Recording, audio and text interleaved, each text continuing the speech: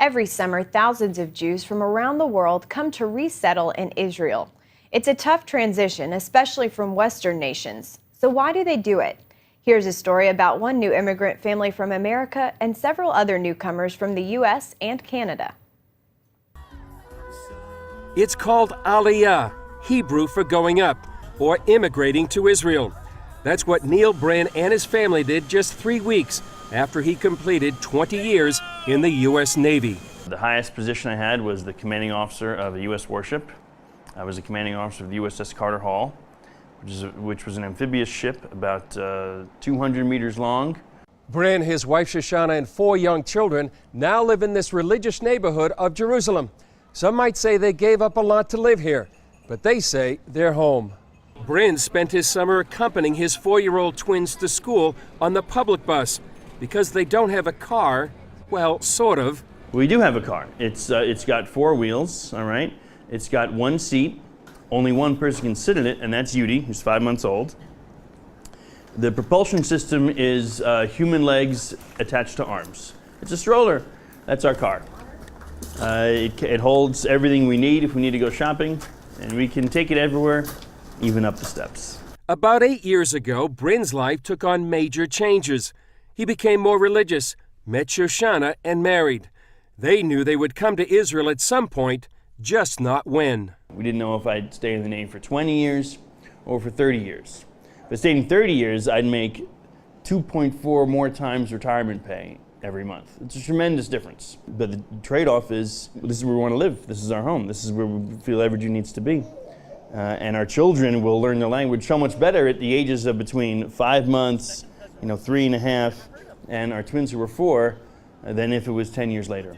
They've faced other adjustments as well. I'm a little bit astounded about how litter appears to be accepted, commonplace, and even not just tolerated, but applauded, it appears to me. So I've organized a weekly cleaning project, and we do that every Friday. He got the idea from the time he was the executive officer of a ship. The idea of doing it, calling it Our Power, is something I got from my old ship when I was captain of the USS Carter Hall.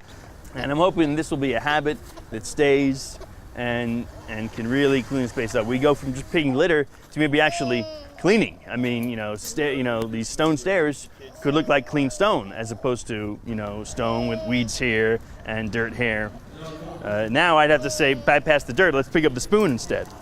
But eventually we can really have a neighborhood that shines.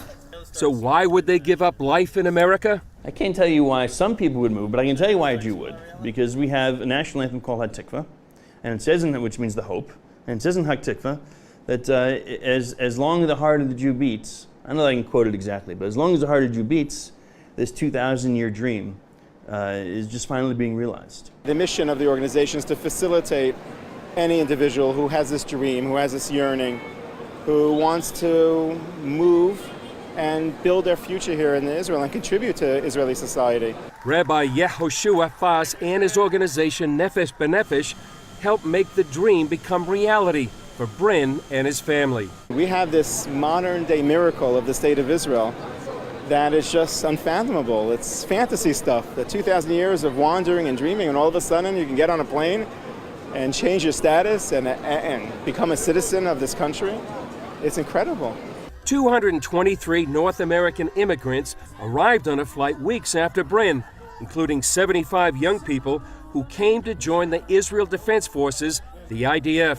One of them was Nefesh B'Nefesh's immigrant number 50,000, Rebecca Glanzer from Brooklyn, New York. There's a feeling of belonging here that you really don't have anywhere else, and I just couldn't see myself spending the rest of my life in any other place, so I'm here. IDF service is part of what makes Israel such a united country and what makes everyone feel like it's really their own, so I didn't feel like I could make Aliyah without participating and contributing in that way. Different reasons brought these newcomers to Israel. It's something I've dreamed about doing since I was 7 years old. I think Israel has a right to be a country, and I want to do what I can to make sure that it stays a country as long as possible. I went to Poland and I saw the concentration camps, I saw the ghettos, and it became so much more real to me. And my purpose for coming to the Army, I think, is that I want to help protect the one place that I know, God forbid it ever happens, there's a place that's safe for the Jewish people. But Tammy and Jean Berman from Washington, D.C., who decided to retire here, summed up the reason for coming home. It's our destiny. We're Jewish. America's wonderful, fantastic country. I love it. My parents were immigrants to America, but we're visitors there. We belong here. Chris Mitchell, CBN News, Jerusalem.